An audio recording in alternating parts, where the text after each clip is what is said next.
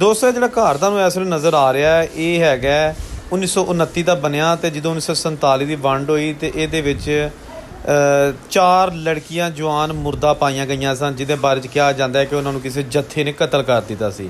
ਇਹਨਾਂ ਦੀਆਂ ਲੜਕੀਆਂ ਜਵਾਨ ਲੜਕੀਆਂ ਉਹ 1947 ਦੀ ਵੰਡ ਦੇ ਵਿੱਚ ਕਤਲ ਹੋ ਗਈਆਂ ਸਨ। ਇਹ ਘਰ ਕਿਹਦਾ ਏ ਔਰ ਕਿੱਥੇ ਵੇ, ਇਸ ਘਰ ਦੇ ਉੱਤੇ ਮਾਲਕ ਦਾ ਨਾਂ ਅੱਜ ਵੀ ਲਿਖਿਆ ਹੈ। ਇਹ ਸਾਰੀ ਮਾਲੂਮਾਤ ਤੁਹਾਨੂੰ ਇਸ ਵੀਡੀਓ 'ਚ ਮੈਂ ਦੇਣਾ।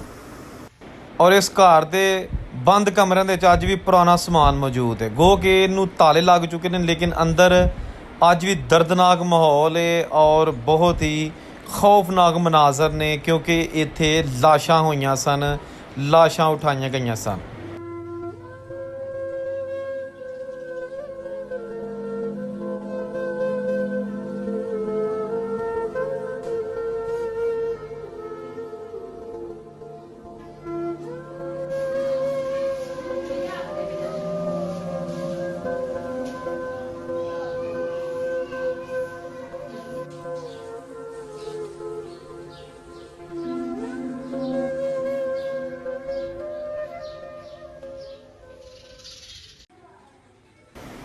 ਦੋਸਤੋ ਪਸਰੂਰ ਸ਼ਹਿਰ ਦੀ ਤੰਗ ਗਲੀਆਂ ਦੇ ਵਿੱਚ ਸਾਹਮਣੇ ਨਜ਼ਰ ਆ ਰਿਹਾ ਇੱਕ ਐਸਾ ਘਰ ਜਿਹੜਾ ਕਿ ਇੱਕ ਸਿੱਖ ਫੈਮਿਲੀ ਦਾ ਸੀ। ਵਾਹ ਜੀ ਵਾਹ, ਕਿਆ ਚਾਵਾਂ ਰੀਝਾਂ ਨਾਲ ਬਣਾਇਆ ਸੀ 1929 ਦੇ ਵਿੱਚ। ਤੇ ਇਹਦਾ ਇਹ ਉੱਤੇ ਵੀ ਅੱਜ ਵੀ ਉਹ ਲਿਖਿਆ ਹੈ, ਇਹ 1929 ਕੇਸਰ ਸਿੰਘ 1929। ਇਹ ਕੇਸਰ ਸਿੰਘ ਜਿਹੜਾ ਨਾ ਇਹ ਹੈਗਾ ਸੀ ਡਿਪਟੀ ਪੁਲਿਸ ਦਾ ਡਿਪਟੀ, ਤੇ 1947 ਦੀ ਵੰਡ ਤੋਂ ਪਹਿਲੇ ਹੀ ਇਹਦੀ ਡੈਥ ਹੋ ਗਈ ਸੀ। ਯਾਨੀ ਕਿ ਉਹਦੇ ਤੋਂ ਤਕਰੀਬਨ 8-9 ਸਾਲ ਪਹਿਲਾਂ ਹੀ ਉਹਨਾਂ ਦੀ ਡਿਪਟੀ ਕੇਸਰ ਸਿੰਘ ਦੀ ਡੈਥ ਹੋ ਗਈ ਸੀ। ਤੇ ਉਹਨਾਂ ਦਾ ਬੇਟਾ ਈਸਰ ਸਿੰਘ ਉਹ ਫਿਰ ਇੱਥੇ ਰਿਹਾਇਸ਼ ਪਜ਼ੀਰ ਸੀ। ਉਹਨਾਂ ਦੀ ਜਿਹੜੀਆਂ ਨੇ ਧੀਆਂ ਭੈਣਾਂ ਫੈਮਿਲੀ ਸਾਰੀ ਇਸ ਘਰ ਦੇ ਵਿੱਚ ਰਿਹਾਇਸ਼ ਪਜ਼ੀਰ ਰਹੀ ਹੈ 1947 ਦੀ ਪਾਰਟੀਸ਼ਨ ਤੱਕ। ਤੇ ਇਹ ਘਰ ਦੇ ਮੇਨ ਸ਼ਹਿਰ ਦੇ ਵਿੱਚ ਘਰ ਹੈ। ਦੇਖੋ ਜਨਾਬ ਇਹਦੀਆਂ ਬਾਰੀਆਂ, ਬੜਾ ਵੱਡਾ ਘਰ ਹੈਗਾ। ਵੇਖੋ ਜੀ ਉਸ ਜ਼ਮਾਨੇ 'ਚ ਡਿਪਟੀ ਪੁਲਿਸ ਵਾਲੇ ਦਾ ਘਰ ਕੋਈ ਛੋਟਾ ਹੁੰਦਾ। ਤੇ ਇਹ ਉਹਦੀ ਬੈਠਕ ਦਾ ਦਰਵਾਜ਼ਾ ਤੁਹਾਨੂੰ ਆ ਰਿਹਾ, ਥੰਮ ਨਵੇਂ ਨੇ। ਤੇ ਇਹ ਜਨਾਬ ਉਹਦੀ ਬੈਠਕ ਹੈ, ਉੱਤੇ ਰੋਸ਼ਨਦਾਨ ਬਣਿਆ ਤੇ ਬੈਠਕ ਦਾ ਦਰਵਾਜ਼ਾ ਇੱਕ ਸਾਈਡ ਨੂੰ ਹੈ। ਇਹ ਚੜ੍ਹਦੇ ਪਾਸੇ ਨੂੰ ਲਹਿੰਦੇ ਪਾਸੇ ਨੂੰ ਮੂੰਹ ਹੈ ਇਸ ਬੈਠਕ ਦਾ। ਉਹੀ ਪੁਰਾਣਾ ਦਰਵਾਜ਼ਾ, ਹੁਣ ਤੇ ਕੁੰਡੀਆਂ ਵੀ ਟੁੱਟ ਗਈਆਂ ਨੇ, ਅਰਸਾ ਦਰਾਜ਼ ਹੋ ਗਿਆ, ਇਹ ਘਰ ਬੰਦ ਪਿਆ। ਵੇਖੋ ਜੀ ਕਿੱਦਾਂ ਲੋਕਾਂ ਨੇ ਘਰ ਬਣਾਏ ਤੇ ਅੱਜ ਵੇਖੋ ਉਹਨਾਂ ਦਾ ਕਿਤੇ ਪਤਾ ਨਹੀਂ ਕਿੱਥੇ ਵਿਚਾਰੇ ਹੋਣੇ ਨੇ। ਉਹ ਮਿਸਤਰੀ ਮਰ ਗਏ ਹੋਣੇ ਨੇ ਜਿਨ੍ਹਾਂ ਨੇ ਇੱਟਾਂ ਲਾਈਆਂ, ਉਹ ਪੱਠੇ ਪਤਾ ਨਹੀਂ ਕਿੱਥੇ ਇੱਟਾਂ ਬਣੀਆਂ।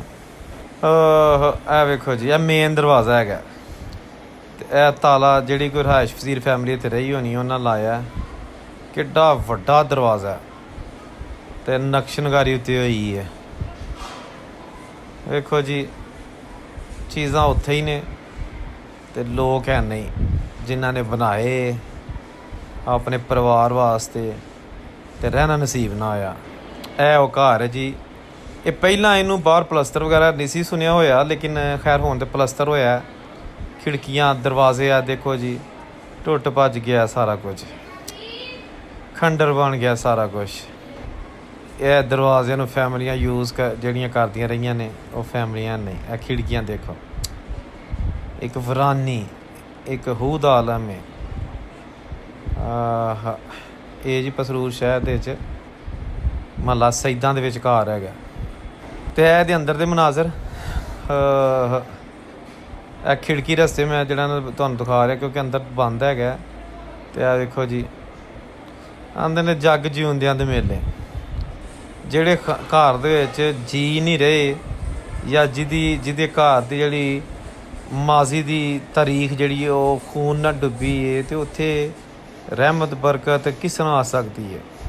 47 ਦੀ ਵੰਡ ਹੋਈ ਤੇ ਜਾਨਾਂ ਬਚਾਉਣ ਵਾਲੇ ਵੀ ਦੋਵਾਂ ਮੁਲਕਾਂ 'ਚ ਬਹੁਤ ਜ਼ਿਆਦਾ ਸਨ, ਤੇ ਇੱਕ ਦੂਜੇ ਨੂੰ ਚੰਦ ਢਗਿਆਂ ਦੀ ਖਾਤਰ ਮਾਰਨ ਵਾਲੇ ਵੀ ਹੈ ਸਨ, ਲੇਕਿਨ ਮਾਰਨ ਵਾਲੇ ਥੋੜ੍ਹੇ ਸਨ, ਬਚਾਉਣ ਵਾਲੇ ਬਹੁਤੇ ਸਨ। ਬੜੇ ਵਾਕਿਆਤ ਬਜ਼ੁਰਗਾਂ ਨੇ ਆਪਣੀਆਂ ਵੀਡੀਓ 'ਚ ਦੱਸੇ ਨੇ।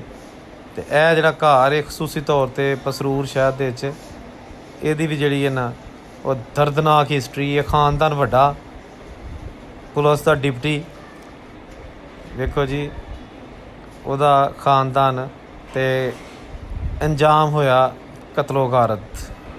ਦੋਸਤੋ ਇਹ ਜਿਹੜੀਆਂ ਵੇਖੋ ਵੀਡੀਓ ਉੱਤੇ ਲਿਖਿਆ ਕੇਸਰ ਸਿੰਘ 1929, ਤੇ ਇਹ ਜਿਹੜੀਆਂ ਮੈਂ ਵੀਡੀਓ ਬਣਾਉਣਾ ਹੁੰਦਾ ਇਹਦਾ ਮਕਸਦ ਕਿਸੇ ਦੀ ਦਿਲਜ਼ਾਰੀ ਨਹੀਂ ਕਰਨੀ, ਕਿਸੇ ਨੂੰ ਕਸੂਰਵਾਰ ਨਹੀਂ ਠਹਿਰਾਉਣਾ।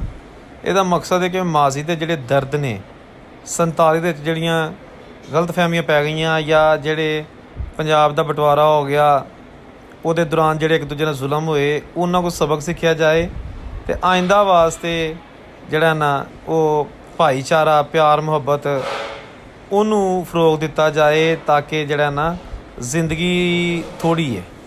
ਤੇ ਜਿਹੜੇ ਲੋਕ ਬੜੇ ਆਪਣੇ ਆਪ ਨੂੰ ਫੰਨੇ ਖਾ ਸਮਝਦੇ ਨੇ ਰਾਜੇ ਮਹਾਰਾਜੇ ਉਹ ਵੀ ਇਸ ਵੇਲੇ ਗਰਕ ਹੋ ਚੁੱਕੇ ਨੇ, ਖਾਓ ਕਿਸੇ ਧਰਮ ਨਾਲ ਉਹਨਾਂ ਦਾ ਤਾਲੁਕ ਸੀ।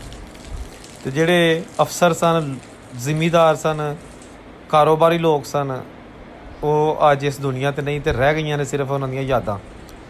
ਤੇ ਅਸੀਂ ਆਪਣੀ ਨਵੀਂ ਨਸਲ ਨੂੰ ਜਿਹੜਾ ਨਾ ਉਹਨਾਂ ਦੀਆਂ ਰਗਾਂ 'ਚ ਜ਼ਹਿਰ ਦੀ ਬਜਾਏ ਨਾ ਪਿਆਰ ਮੁਹੱਬਤ ਤੇ ਚੰਗੀਆਂ ਗੱਲਾਂ ਪਾਈਏ ਤਾਂ ਕਿ ਮਾਜ਼ੀ ਦੇ ਜਿਹੜੀਆਂ ਗਲਤੀਆਂ ਨੇ ਉਹਨਾਂ ਕੋਲ ਸਬਕ ਸਿੱਖਿਆ ਜਾਏ। ਤੇ ਤੰਗ ਗਲੀਆਂ 'ਚ ਹੋ ਕੇ ਅਸੀਂ ਫਿਰ ਉਸੇ ਘਰ ਦੇ ਕੋਲ ਆ ਗਏ। ਇਹ ਤੁਹਾਨੂੰ ਮੁਹੱਲੇ ਵਕੂ ਦਾ ਬਹਾਲ ਦਾ ਨਾਲ ਗਲੀਆਂ ਵੀ ਤੇ ਨਾਲ ਉਹ ਘਰ ਵੀ ਦਰਦਨਾਕ।